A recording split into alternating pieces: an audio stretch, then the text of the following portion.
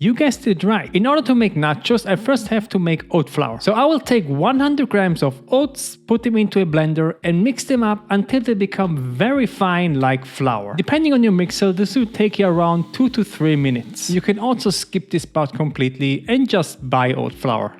Now I will need a big bowl and then I will add in all of my flour, followed up by a couple of spanks because in my kitchen nothing gets wasted. Next step is to add 80 grams of milk. I used almond milk, but you can use whatever milk that you like. Then I will add salt, maybe a teaspoon or so, and then I will add 1 teaspoon of garlic powder, which is very important for some nice additional flavor. Now I will use my hands and knead the flour, just like forming a pizza dough. After a couple of minutes, this will become a small dough ball that is soft and ready to be formed into nachos. Now I will spread a tiny bit of all-purpose flour on my table and then I will start to press down my dough. I will do this a few times and then I will take some round object that is heavy and starting to flatten the dough. Depending on your personal preference, you can make the dough thicker or thinner. There is no wrong way to do this.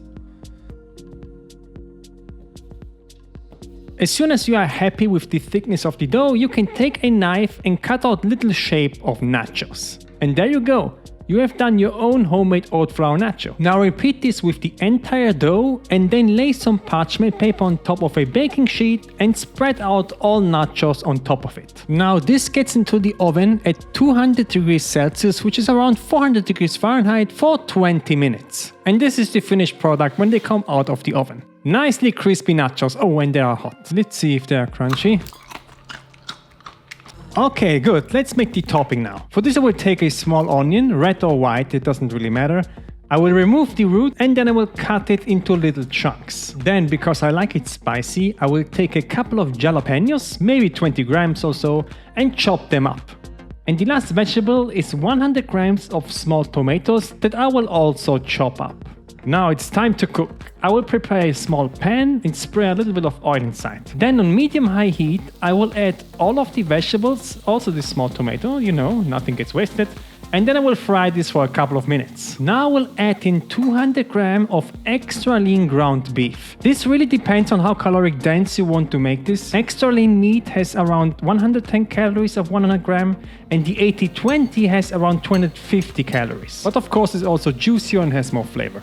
I will start to fry this and then I will add a little bit of salt, some freshly ground black pepper and then, very important, some fresh thyme.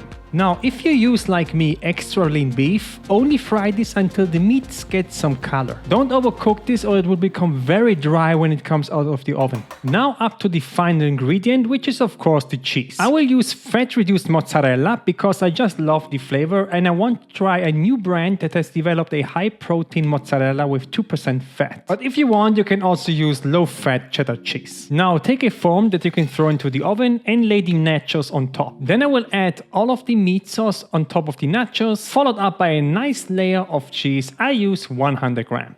Now preheat your broiler on maximum heat and then throw the nachos under it on the highest layer for 1 to 2 minutes, just until the cheese is melted. Now this particular recipe comes in with 828 calories, 73 carbs, 26 grams of fat and 82 grams of protein. And all that is left to it now is to give this a taste test. It's spicy and it's a really great combination from the meat, the cheese and the nuttiness from the oats. It's really awesome. So I hope you enjoyed this video, guys. Click the like button, subscribe to my channel and see you in the next one.